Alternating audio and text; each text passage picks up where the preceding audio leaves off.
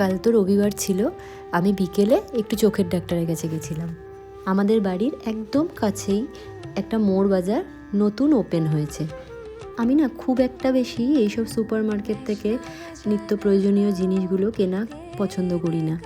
আসলে আমার মনে হয় কি, আমাদের আশেপাশে যে ছোটোখাটো মুদিখানার দোকানগুলো আছে, আমরা যদি সবাই এই সুপার মার্কেট থেকেই যা যা প্রয়োজন কিনে নিই, তাহলে সেই দোকানগুলো কি করে চলবে, তাদের ব্যবসায়ী বা কী করে চলবে, তাই না বলো?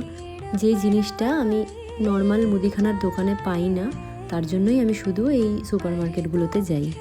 এটা ঠিক যে যাদের কাছে অপশান থাকে না বা বাজার অনেকটা দূরে হয়, তো তাদের এই সুপার মার্কেটেই ভরসা, কিন্তু আমাদের তা নয় গো, আমাদের বাজারটা একদম কাছে।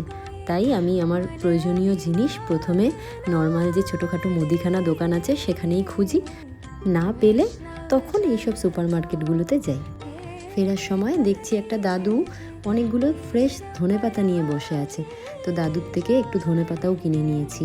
আমার না ধনেপাতা বাটা খেতে ভীষণ ভালো লাগে, আর যেহেতু আমার হাজব্যান্ড ধনেপাতা একদম খায় না, তাই তরকারিতে তো আর ধনেপাতা দিতে পারি না, তাই আমি ধনেপাতাটা বেশিরভাগ বাটা করেই খাই। গরম ভাতে ধনেপাতা বাটা খেতে কিন্তু ভীষণ ভালো লাগে।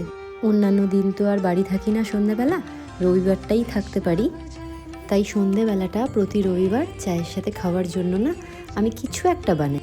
কাল বানিয়েছিলাম চিজ টোস্ট। আসলে চিজটা না এনে ফ্রিজেই পড়ে আছে, আমরা যেহেতু খুব একটা চিজ লাভার কেউই নই, তাই চিজটা দিয়ে কিছুই আর বানানো হয় না, নষ্ট হয়ে যাবে বলে কাল এটা বানালাম। তোমরা ভালো থেকো, ভালো রেখো।